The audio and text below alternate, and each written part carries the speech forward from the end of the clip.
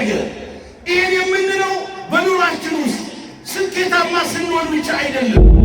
የምንፈልገውን ያጣንበት ሐዘን፣ ጭንቀት፣ መከራም ሲያጋጥመን ይሄ እግዚአብሔር ፈቃድ ነው። በትንቢተ ኤርምያስ ምዕራፍ 29 እንደተጠቀሰው እኔ ለእናንተ የማስባትን ሐሳብ አውቃለሁ ይላል እግዚአብሔር። ፍጻሜ ሰጣችሁ ዘንድ የሰላም ሐሳብ ነው እንጂ የክፉ ነገር አይደለም። አልበየ ገቢረ ሎሙ እግዚአብሔር ወኮነ ፍስሐን አለ። አያችሁ፣ ደስም አለው እግዚአብሔርም ታላቅ የሆነውን ነገር አደረገልን ያለው መዝሙረኛው ልበ አምላክ ቅዱስ ነው። ሲታየን የሥጋ ጉዳይ ስለሆነ ቶሎ ብለን ምን እንሆናለን? ጌታዬ ልመና ነው የምናቀርበው ሁሌ በእግዚአብሔር። ልመና ግን ሁለተኛ ደረጃ ነው። የመጀመሪያው ምስጋና ነው የሚቀርበው በጸሎት ውስጥ። ሀልኒ ለነፍስከ ከመ ትድኅን በኩሉ ጊዜ፣ እንድትድን ሁል ጊዜ ለነፍስ አስብ። የነፍስ ማሰብ ማለት የእግዚአብሔርን ፈቃድ ማስቀደም ሕይወት ውስጥ መኖር። ዛሬ ብዙዎቻችን ባዶነታችን የተገለጠ፣ የብዙዎቻችን ውርደታችን የቀደመው ከእግዚአብሔር ክብር ይልቅ ራሳችን ክብር ያስጨንቀናል። ዛሬ የቅዱሳን ገዳም ደርሰን ስንመጣ ወይ የሆነች ነገር አይተን ራእይ እንኳን ተገልጾልን ወዲያው ስዋልን በቃ ራሳችን አጥርቀን ለእኔ እንዲታየ፣ ለእኔ እንዲሆነ፣ ለእኔ እንዲተገለጠ ለምንም። ውድ የሳንኤል ሚዲያ ቤተሰቦች በዚህ ቻናል የኢትዮጵያ ኦርቶዶክስ ተዋሕዶ የንግስ በዓላትን፣ መጽሐፍ ቅዱስን መሠረት ያደረጉ ስብከቶችን፣ መንፈሳዊ ዝማሬዎችን እና ክብረ ቅዱሳንን የሚገልጡ ትምህርቶችን በስፋት የሚቀርቡበት ስለሆነ ለቻናሉ አዲስ ከሆኑ ሰብስክራይብ በማድረግ ቤተሰብ ይሁኑ። ይህን መንፈሳዊ አገልግሎት ላይክ፣ ሼር በማድረግና አስተያየት በመጻፍ ይደግፉ። በቅድስት ሥላሴ ስም ገጻችንን እንባርክ። በስመ አብ ወወልድ ወመንፈስ ቅዱስ አሐዱ አምላክ ዘላለም ሥላሴ። እጅግ የፈጠኑ የማይቀድሙ በዘመናት ዘማኔ ሳታረጅ ሁልጊዜ አዲስ የሆንክ በማይለወጥ ፍቅር በውስጣችን የታተምክ ጌታ ለጽድቅ ሥራ የዘገየውን ማንነታችንን አፍጥነህ ወደህና ፈቅደህ በልጅነት ጸጋ ውስጥ አክብረህ እዚህ ሰዓት እዚህ ዕለት እንድንደርስ ፈቃዱ ሆኖ ኃጢአትና በደል፣ ጥፋትና ርኩሰት፣ ሞትና መለያየት፣ መከፋፋትና መገፋፋት ካለባት ዓለም ለይተህ ከዚህ ዓለም ገዢ ከጠላት ከዲያብሎስ ከሰራዊቱ ከአጋንንት ክፉ አሰራር ነፃ አውጥተህ በልጅነት ጸጋ ውስጥ አክብረህ እንደ ኃጢአታችን ብዛት እንደ ሰውነታችን ክፋት ሳትመለከት ነውራችንን በክብር ሸፍነህ በፊትህ ያቆምከን ቸር አምላክ፣ ቅዱስ አምላክ፣ መሐሪ አምላክ አምላካችን እግዚአብሔር ሆይ ስላደረክልን እያደረክልን ስላለው ልታደርግልን ባለው ነገር ሁሉ የታመንክ አንተ ነህና ክብርና ምስጋና ለአንተ ይሁን። አበው መነኮሳት፣ ክቡራን መምህራነ ወንጌል፣ አይንተ እግዚአብሔር አባቶቼ ካህናት፣ ሊቃውንተ ቤተ ክርስቲያን፣ ዘማሪያን፣ አምላካችን እግዚአብሔር በልጅነት ጸጋ አክብሮ በቤቱ የሰበሰባችሁ ክርስቲያኖች ወገኖቼና ቤተሰቦቼ ሁላችሁም በኃያሉ በልዑል እግዚአብሔር ስም እንደምናደራችሁ ቅዱስ አምላካችን እግዚአብሔር ስላደረገልን እያደረገልን ስላለው ያደርግልን ባለው ነገር የታመነ እርሱ ነውና ክብርና ምስጋና ለእርሱ ይሁን። ዓለምን ሳይፈጥር አስቀድሞ በራሱ ሕሊና ያሰባት ደግሞም የመረጣት ደግሞም የወደዳት ደግሞም ያከበራት ደግሞም እናቱ ያደረጋት ለቃል መውረድ ለሥጋ ማድረግ ምክንያት የሆነች የኔና የእናንተ ያዘናችን እንባ አባሽ እውነተኛዋ የደስታ መፍሰሻ ሚስጥረ ሙዳይ የትንቢት መቅጃ ወላዲተ አምላክ ድንግል ማርያም በተሰጣት ሁሉ ጸጋ ምስጋና ይድረሳት። የመጀመሪያው ሰባኬ ወንጌል መጋቤ ሐዲስ ዜናዊ ብስራት አብሳሪ ትስብእት ሊቀ መላእክት ቅዱስ ገብርኤል በተሰጠው ሁሉ ጸጋ ምስጋና ይድረሰው። ቅዱሳንን የጸጋቸው መጠን ምስጋና ይድረሳቸው። እግዚአብሔር መንፈስ ቅዱስ የራቀውን ምስጢር አቅርቦ የረቀቀውን ምስጢር አጉልቶ የተሰወረውን ምስጢር ገልጦ እንዲያስተምረን ፈቃዱ ይሁን። በኩሉ ጊዜ ሀሊ ለነፍስከ ከመ ትድኅን። በጊዜው ጊዜ ይህ ቃል የምናገኘው በዜና አበው ላይ ነው። እግዚአብሔር መንፈስ ቅዱስ እንደረዳን መጠን እኔና እናንተ ለተወሰነች ደቂቃ የምንቆይበት የትምህርት ርዕስ ነው። በኩሉ ጊዜ ሀሊ ለነፍስከ ከመ ትድኅን። በኩሉ ጊዜ ሀሊ ለነፍስከ ከመ ትድኅን። እንድንሞት አይደለም፣ እንድንጠፋ አይደለም፣ ከክብር እንድናንስ አይደለም፣ ከማዕረግ ዝቅ እንድንል አይደለም፣ ከልጅነት ጸጋ ውስጥ እንድንራቆት አይደለም፣ ያለንን ጸጋ አጥተን በባዶነት እንድንሰለፍ አይደለም። ዛሬ እግዚአብሔር መንፈስ ቅዱስ እንደወደደና እንደፈቀደ መጠን የሚያስተምረን እንድትድን ይላል። ሁል ጊዜ ለነፍስ ምን አድርግላት? አስብላት ይላል። ሀሊ ለነፍስከ በኩሉ ጊዜ ከመ ትድኅን፣ እንድትድን ያለ መጥፋት በሌለበት፣ መለያየት በሌለበት፣ መርገምት በሌለበት ለመዳን የተወደዳችሁ የእግዚአብሔር ሰዎች አሁን ለነፍስ ቅዱስ መጽሐፍ አስተምሮ ምን ይመስላል? እንግዲህ በዜና አበው ላይ የተጻፈውን ኃይለ ቃል መነሻ አድርገን በመጽሐፍ ቅዱስ አስረጅነት ይህንን እውነታ መመልከት ግድ ነው። አሁን ያለንበት የጾም ወራት ነው። አሁን ያለንበት የጾም ወቅት ነው። ጾመ ነቢያት ነው። ይሄ ሰዓት ይሄ ጊዜ ደግሞ ለመዳን ራሳችንን የምናዘጋጅበት ነው። ስለዚህ እንድትድኑ ሁልጊዜ ለነፍሳችሁ አስቡላት ነው የተባለ። እንድትድን ሁልጊዜ ለነፍስ አስብ ይላል። ለነፍስ ማሰብ ማለት ምን ማለት ነው? መጽሐፍ ቅዱስ በዚህ እውነታ ላይ የሚነግረን ነገር አለ። ለነፍሳችን ማሰብ አለብን። እንግዲህ እንድትድን ለነፍስ አስብ ሲል የመጀመሪያው መሰረታዊ ሐሳብ ለነፍስ ማሰብ ማለት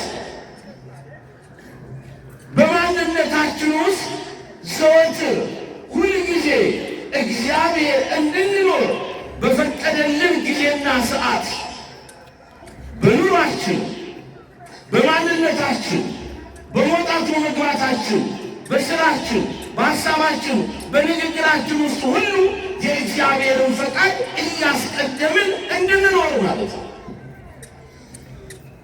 ለነፍስ ማሰብ ማለት ይሄ ነው። የሰው ልጅ ከነገሮች ሁሉ አስቀድሞ የእግዚአብሔርን ፈቃድ በማስቀደም መኖር ማለት ነው። ሀሊ ለነፍስከ በኩሉ ጊዜ ከመ ትድኅን፣ እንድትድን ሁልጊዜ ለነፍስ አስብ። ስለዚህ ለነፍስ ማሰብ ማለት የእግዚአብሔርን ፈቃድ በማስቀደም ሕይወት ውስጥ መኖር ማለት ነው። አሁን የእግዚአብሔርን ፈቃድ በማስቀደም ሕይወት ውስጥ የሚኖር ሰው ለነፍሱ እያሰበላት ነው ማለት ነው። ብዙ ጊዜ እኛ ንግግሮቻችን ከስራዎቻችን ጋር አይገለጡም። የምናስበውና የምንናገረው ሌላ ይሆናል።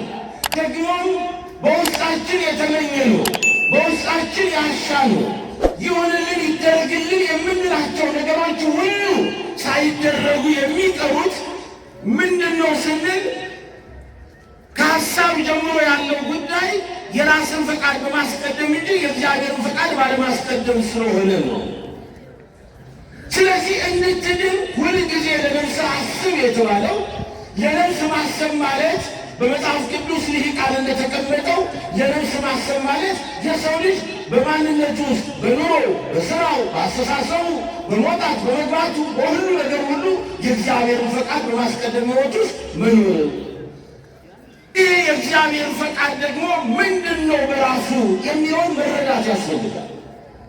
ይህ የእግዚአብሔር ፈቃድ በራሱ ፍጹም ነው። ብርሃነ ዓለም በአብዮተ ቤተ ክርስቲያን ልሳነ ፍረት ሐዋርያው ቅዱስ ጳውሎስ የእግዚአብሔር ፈቃድ ፍጹም ነው፣ የእግዚአብሔር ፈቃድ በጎ ነው፣ የእግዚአብሔር ፈቃድ ደስ የሚያሰኝ ነው ይለናል።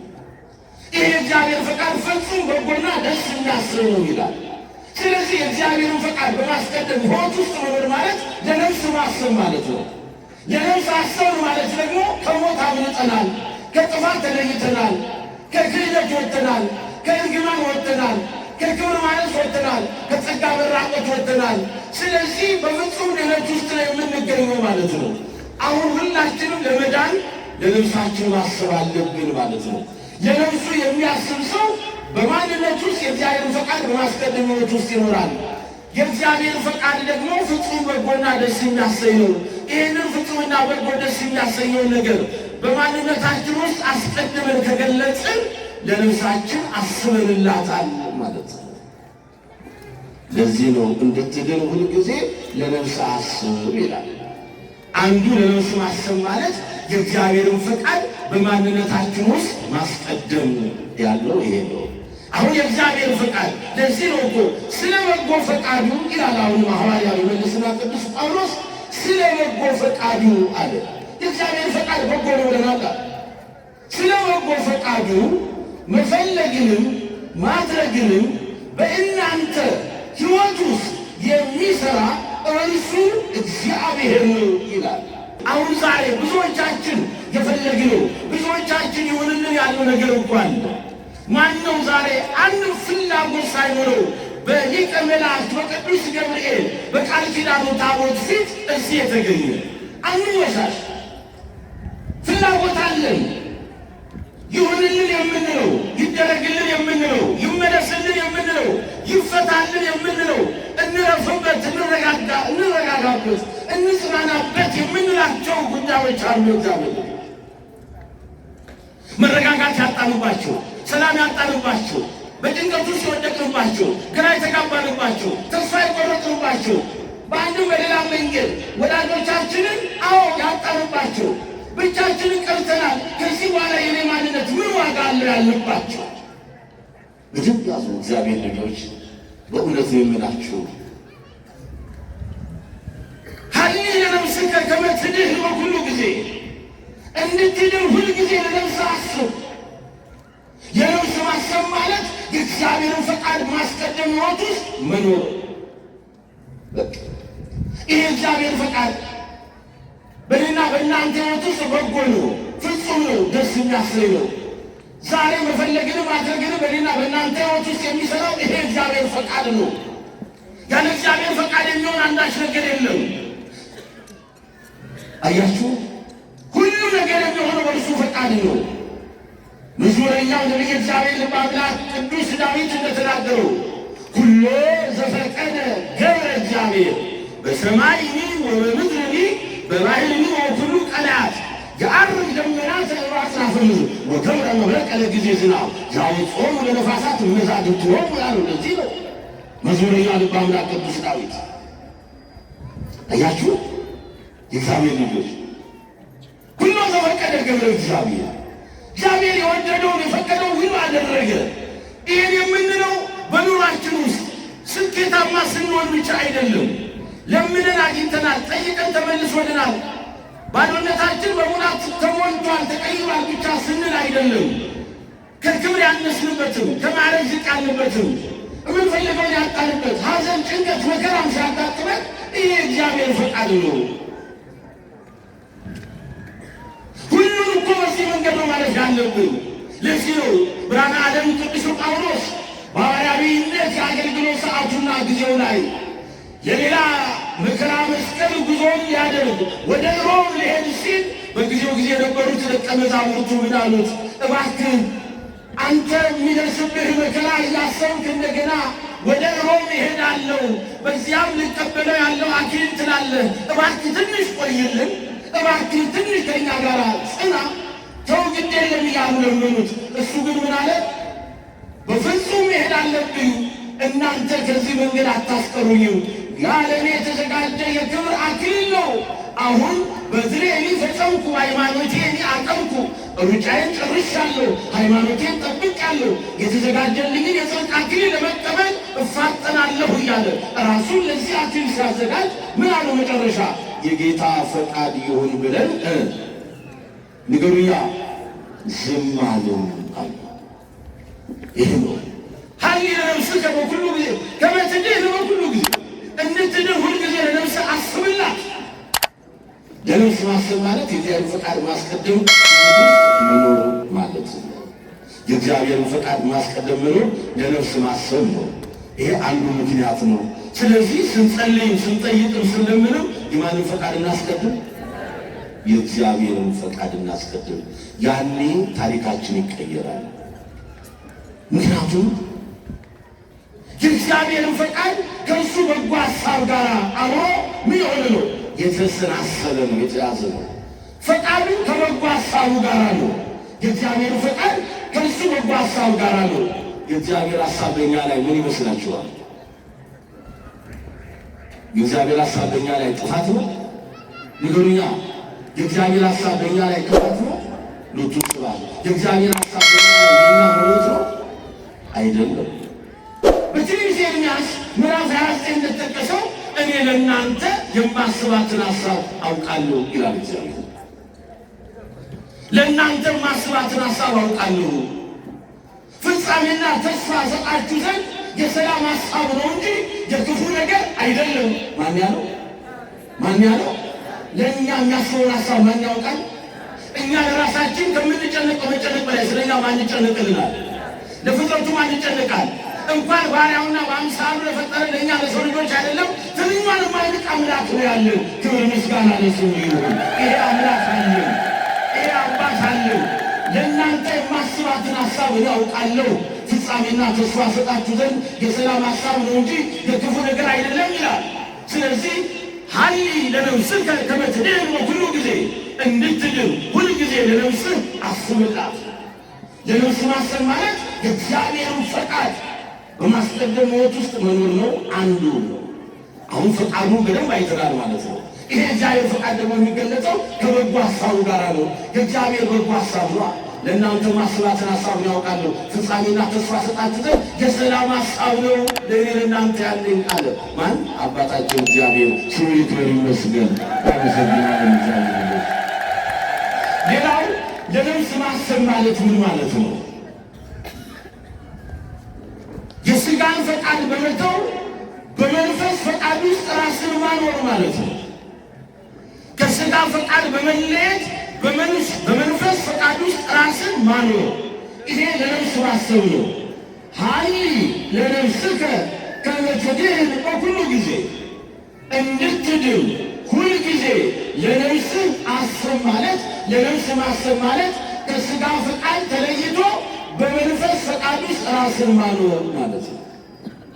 በገላትያ 5:16 ብርሃነ ዓለም አብዮተ ቤተ ክርስቲያን ልሳነ ፍረት ሐዋርያው ቅዱስ ጳውሎስ ለገላትያ ምዕመናን በላከው መልእክቱ ወደ ገላትያ ሰዎች በምዕራፍ 5:16 ላይ ትንትን አድርጎ የሥጋ ፈቃድ፣ የመንፈስ ፈቃድ ብሎ ያስቀምጣቸዋል።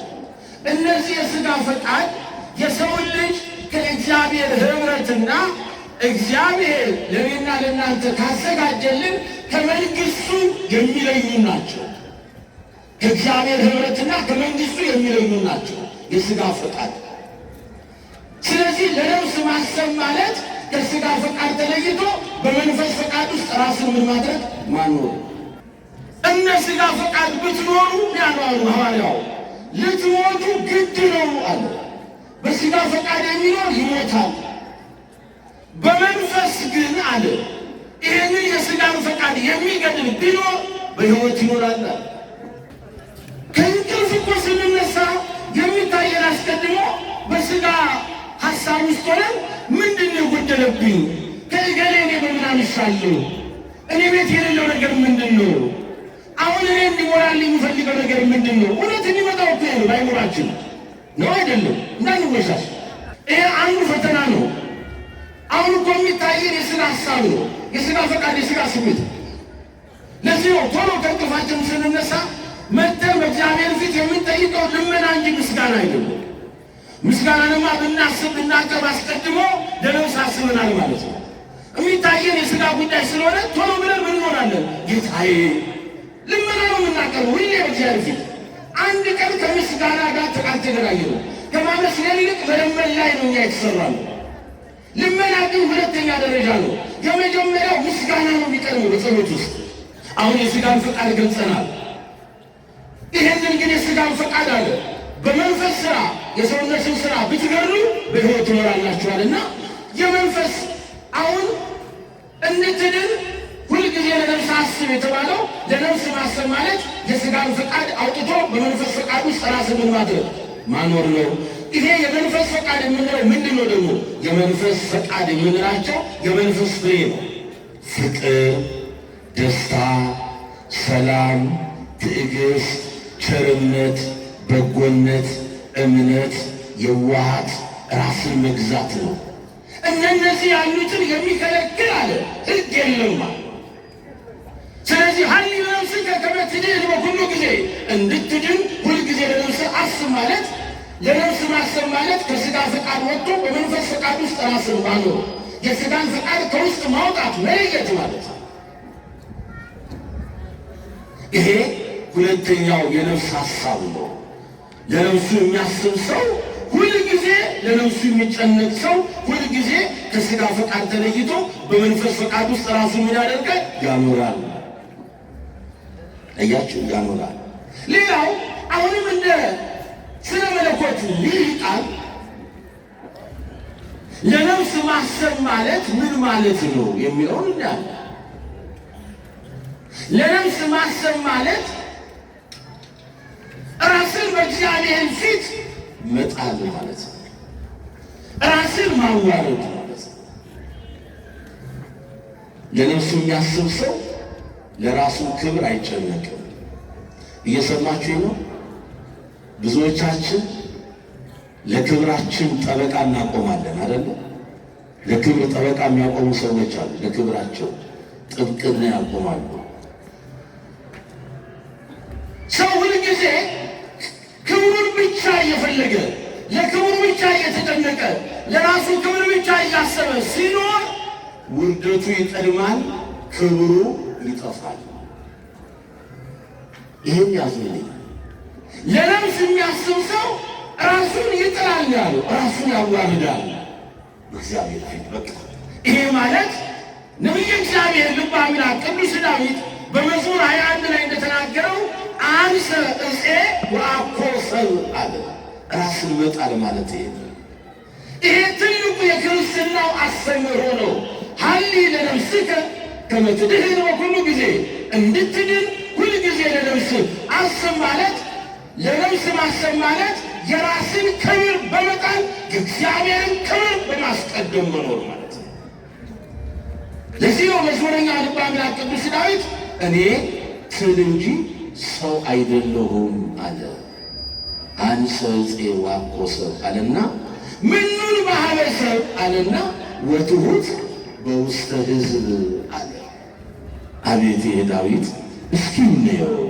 ለምን እንዲህ አለ መዝሙረኛው? ለምን ይህን ቃል ተናገረ? ባለሰባት ጸጋው ዳዊት የዳዊት መዝሙር ነው። መዝሙር 21 ላይ የምናገኘው ነው። በእውነት እኔ ትል እንጂ ሰው አይደለሁም በማለት ራሱን ገለጸ። እኔ ግን ትል ነኝ ሰውም አይደለሁም፣ ሰው አላገኝ በሕዝብም ዘንድ የተናቁ ነኝ አለ። ያ ባለሰባት ጸጋው ዳዊት ሀብተ ፈውስ፣ ሀብተ በገና፣ ሀብተ ክህነት፣ ሀብተ ትንቢት፣ ሀብተ መንግሥት ያለው ያ ታላቁ ነቢይ ልበ አምላክ ቅዱስ ዳዊት እኔ ግን ትል ነኝ ሰው አይደለሁም አለ። ይሄ ነው እንግዲህ ትልቁ ነገር።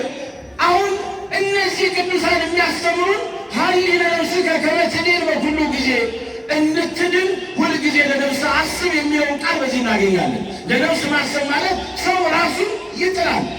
ለነፍሱ የሚያስብ ሰው የራሱን ክብር ይጥላል። ከራሱ ክብር ይልቅ እግዚአብሔርን ክብር ይገልጻል። ዛሬ የብዙዎቻችን ባዶነታችን የተገለጠው፣ የብዙዎቻችን አላዋቂነታችን የተገለጠው፣ የብዙዎቻችን ውርደታችን የቀደመው ስለ ክብራችን ስለምንጨነቅም ከእግዚአብሔር ክብር ይልቅ የራሳችን ክብር ያስጨንቀናል። ዛሬ እኮ ይህ ጉዳይ በዓለማውያኑ ብቻ አይደለም እየተገለጠ ያለው፣ በመንፈሳውያኑ በእኛ ውስጥ እየተገለጠ ነው ያለው። እንዲህ አይነቱ ጾር አለብን ብዙዎቻችን። ይሄ ደግሞ ክፉ የሆነ በሽታ ነው። እንዲህ አይነቱ ውዳሴ ከንቱ አያችሁ፣ እንድትድን ሁልጊዜ ለነፍስ አስብ።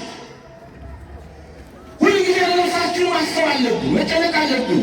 ለነፍስ ማሰብ ማለት የራስን ክብር መጣል በእግዚአብሔር ፊት እኔ ምንም አይደለሁም። ይሄንን ልመና ነው ዛሬ ማሰማት ያለብን። ልመናዬ ይደመጥ፣ ጥያቄ ይመለስ፣ እንባዬ ይታበስ የምንል ክርስቲያኖች ካለን እውነት ዛሬ እንደ ፈሪሳዊ ሳይሆን በቤተ መቅደስ ውስጥ እንደ ቀራጩ ራሳችንን መግለጥ ያለብን። የቀራጩን ሕይወት ነው ይዘን መቅረብ ያለብን። ፈሪሳዊማ ተመጻደቀ። ያንን ቀራጭ ምን አደረገው? ከሰሰው፣ አዋቀሰው እግዚአብሔር ፊት። እነሱ ስላደረገኝ አመሰግናለሁ አለ ፈሪሳዊው። እኔ በሳምንት 2 ጾማለሁ፣ ለተቸገሩት እሰጣለሁ። የራሱን ቅድስና ክብር ከፍ ከፍ አደረገ በእግዚአብሔር ፊት። ይሄንን እማምላክ ወላዲተ አምላክ ድንግል ማርያም ገልጸዋለች።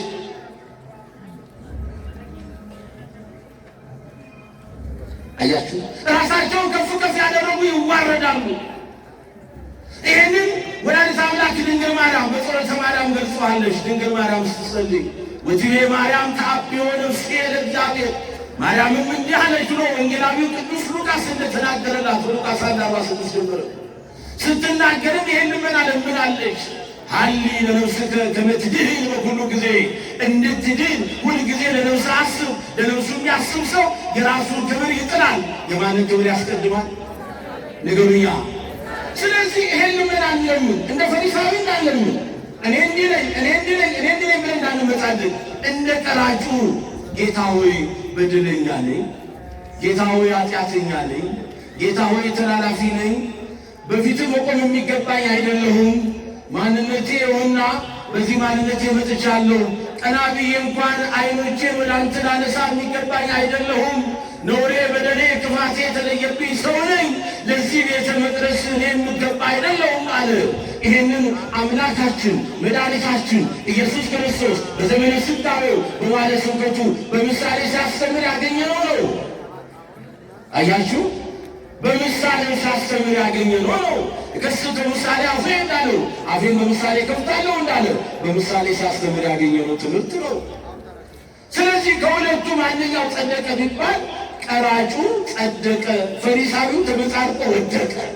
ስለዚህ ሀሊ ለነፍስከ ከመ ትድን በኩሉ ጊዜ፣ እንድትድን ሁልጊዜ ለነፍስህ አስብላት ማለት ምን ማለት ይመስላችኋል? ለነፍስ ማሰብ ማለት የራስን ክብር ጥሎ ራስን ልክ እንደ ቅዱሳኑ ማለት እኮ ሐዋርያው ቅዱስ ጳውሎስ እኔ ጭንጋፍ ነኝ አለ። እስከ 3ኛው ሰማይ ድረስ የተነጠቀ ሐዋርያ። ዛሬ እኛ የሆነች ቦታ ደርሰን ስንመጣ መካነ ቅዱሳን አንድ የቅዱሳን ገዳም ደርሰን ስንመጣ ወይ የሆነች ነገር አይተን ራእይ እንኳን ተገልጾልን ወዲያው ስዋልን በቃ ራሳችን አጥልቀን ለእኔ እንዲህ ታየ፣ ለእኔ እንዲህ ሆነ፣ ለእኔ እንዲህ ተገለጠ ለምን ነው? የእግዚአብሔር ልጆች እስኪ አሁን ስንት ነገር ያየነው። እንድትድን ለነፍስ አስብላት ሲባል የመጀመሪያው ለነፍስ ማሰብ ማለት ምን ማለት ነው ብለናል። ርስት ነው። አላያችሁ? ለነፍስ ማሰብ ማለት የመጀመሪያው ከራስ ፈቃድ ይልቅ የማንን ፈቃድ ማስቀደም ነው? የእግዚአብሔርን ፈቃድ በማንነታችሁ ውስጥ አስቀድሞ የሚኖር ሰው ይሄ ነው ለነፍሱ ያሰበላት። ነፍሱ እንድትድን ማለት እኮ ነው። ሌላው እንድትድን ሁልጊዜ ለነፍስ አስብ። ለነፍስ ማሰብ ማለት ደግሞ ምን ማለት ነው ብለናል? የሥጋን ፈቃድ አውጥቶ በመንፈስ ፈቃድ ውስጥ ራስን ምን ማድረግ ማኖር። ለነፍስ ማሰብ ማለት ምን ማለት ነው? ለነገረ መለኮቱ ልሂቃን ነው። ትምህርቱ ለሱ መተንተን አለበት። ለነፍስ ፈቃድ ማሰብ ማለት ሶስተኛው ምን ማለት ነው? የራስን ክብር ዝቅ አድርጎ ራስን አዋርዶ በእግዚአብሔር ፊት መግለጥ። በዚህ አይነት መንገድ ነው ዛሬ እኛ ሁላችንም ልመና ያልተሰማው ጥያቄ ያልተመለሰ የምንለው እንግዲህ ትልቁ እንቆቅልሽ በራሳችን ማንነት ራሳችንን ሆነ ስለገለጠ ነው። አለን በምንለው ነገር በእግዚአብሔር ፊት ስለተሰለፍን ነው። የለም ከእኛ የሆነ አንዳች ነገር የለም። ሁሉ ከእርሱ ነው፣ ሁሉ እርሱ ነው። ለእርሱ የሚሳነው አንዳች ነገር የለም። ይሄንን አምኖ መቀበል ነው። ስለዚህ የእግዚአብሔር ልጆች እንድትድን ሁልጊዜ ለነፍስ አስብ ማለት ይሄ ነው። ሌላው ለነፍስ ማሰብ ማለት በኑራችን ውስጥ ሁሉ እግዚአብሔር ደስ የሚሰኝበትን ስራ እየሰራ መኖር ማለት ነው። ይሄ መጨረሻችን ነው። ሀሊ ለነፍስከ ከመ ትድኅን በኩሉ ጊዜ። በአማርኛ በሉት እስኪ እንድትድን በሉ። ሁል ጊዜ ለነፍስህ አስብ። ለማን አስብ? ምን እንድንሆን መዳን ያስፈልገንም? አሁን እኮ ድህነትን የምናፍቅበት ነው። ምን ያልተያዝንበት ደዌ አለ። ስለዚህ ሌላው አራተኛው ለነፍስ ማሰብ ማለት እንደ ነገረ መለኮቱ ይህ ቃል ምን ማለት ይመስላችኋል? ለነፍስ ማሰብ ማለት አራተኛውን ነው ማስረግጬ የምነግራችሁ። የመጨረሻው ለነፍስ ማሰብ ማለት በኑሯችን ሁሉ እግዚአብሔርን ደስ እያሰኘ ነው መኖር ማለት ነው። ማንን ደስ እያሰኘ? በእኛ ኑሮ በኑራችን ሁሉ ማንን ደስ እናሰኝ? እኛ ሁሌ እኮ የምንመጣው ቅዱስ ገብርኤል ሆይ አዝኛለሁና ደስ አሰኘኝ፣ የደስታን ዜና የደስታን ብስራት አሰማኝ ነው ምንለው። ግን የእግዚአብሔርን ቅዱሳን ራሱ የቅዱሳን አምላክ እግዚአብሔርን የእኛን ፈጣሪ እውነት ደስ ለማሰኘት ተዘጋጅተናል። መጀመሪያ እኛን ደስ ከማሰኘቱ በፊት እኮ እኔ በምን ስራዬ አምላኬን ደስ ላሰኘው ማለት እኮ አለብን። ጌታዬ በምን ስራዬ ደስ ላሰኘው፣ በምን ስራዬ አንተን ደስ ላሰኘው። እውነት የእግዚአብሔር ስራ አልበየ ገቢረ ሎሙ እግዚአብሔር ወኮነ ፍስሓን አለ። አያችሁ፣ ደስም አለው እግዚአብሔርም ታላቅ የሆነውን ነገር አደረገልን። መዝሙረኛው ልባም ደስም አለው እግዚአብሔር ታላቅ የሆነውን ነገር አደረገልን ይላል። ስለዚህ በኑራችሁ ሁሉ እግዚአብሔርን ደስ ማሰኘት ለነፍስ ማሰብ፣ ለነፍስ እናስብ። ለነፍሱ ያሰበ ሰው ከክፋት ይወጣል። ለነፍሱ ያሰበ ሰው ከኃጢአት ይለያል። ሁልጊዜ ለነፍሳችን የምናስብ ከሆነ ክፋት፣ በደል፣ አመፅ፣ መለያየት ቅድም ያልናቸው የሥጋ ፍሬዎች ሁሉ ከእኛ ይጠፋሉ። ስለዚህ በንስሐ ሕይወት እንዘጋጃለን። በኑሯችን እግዚአብሔር ደስ የሚሰኝበትን ሥራ ለመስራት እንነሳሳለን። ቅዱስ ሥጋውን በመብላት ክቡር ደሙን በመጠጣት የዘላለም ሕይወት ለማግኘት ራሳችን እናዘጋጃለን። ስለዚህ የተወደዳችሁ የሁሉ እግዚአብሔር ቤተሰቦች ሆይ ሀሊ ለነፍስከ ከመ ትድኅን በኩሉ ጊዜ እንድትድን ሁልጊዜ ለነፍስ አስብ እንዳለው ለነፍሳችን አስበን ለነፍሳችን ተጨንቀን ዛሬ ካለንበት መለያየት መንፈስ፣ ዛሬ ካለንበት መጠላላት መንፈስ፣ ዛሬ ካለንበት መገፋፋት መንፈስ፣ ዛሬ ካለንበት መነቋቆር መንፈስ፣ ዛሬ ካለንበት መገዳደል መንፈስ፣ ዛሬ ካለንበት የሟርት የአስማት የድግምት መንፈስ፣ ዛሬ ካለንበት እግዚአብሔር የማይከብርበትና የዚህ ዓለም ገዢ ሰይጣን ሰራዊቱ አጋንንት ከሚከብሩበት የጥፋት ሥራ ተለይተን ሁልጊዜ ነፍሳችን የምትድንበትንና ነፍሳችን በሕይወት የምትኖርበትን ዘላለማዊ ድኅነት አግኝተን የምንከብርበትን ሥራ ሰርተን እንድንገለጽ ማን ይርዳን? ማን ያግዘን? የረዳን ያስተማረን የመከረን የአባቶቻችን የቅዱሳን አምላክ ልዑል እግዚአብሔር ስሙ ይክበር ይመስገን። ለነፍሳችን መዳን ምክንያት ሆነች ምክንያት ድኅነት ወላዲተ አምላክ ድንግል ማርያም ለተሰጣቸው ጸጋ ምስጋና ይድረሳት። ቅዱሳን እንደየጸጋቸው መጠን ምስጋና ይድረሳቸው። የዛሬው ታኅሳስ 19 ቀን ዕለቱ ዕለተ ሰንበት ይውላል፣ እሑድ ነው። ደስ ይላል። ቅዱስ ገብርኤልን በአንድ ላይ እዚሁ መጥተን እናከብራለን። ማን ያደርሰኝ? ማን ይፈቅድልኝ? ይሄ ካቴድራል ይሰፋል፣ ገና በፍቅር ይሰፋል በወንጌል። ክብር ምስጋና ለአምላካችን ይሁን። ወስብሐት ለእግዚአብሔር። ውድ የሳንኤል ሚዲያ ቤተሰቦች በዚህ ቻናል የኢትዮጵያ ኦርቶዶክስ ተዋሕዶ የንግስ በዓላትን፣ መጽሐፍ ቅዱስን መሠረት ያደረጉ ስብከቶችን፣ መንፈሳዊ ዝማሬዎችን እና ክብረ ቅዱሳንን የሚገልጡ ትምህርቶችን በስፋት የሚቀርቡበት ስለሆነ ለቻናሉ አዲስ ከሆኑ ሰብስክራይብ በማድረግ ቤተሰብ ይሁኑ። ይህን መንፈሳዊ አገልግሎት ላይክ፣ ሼር በማድረግና አስተያየት በመጻፍ ይደግፉ።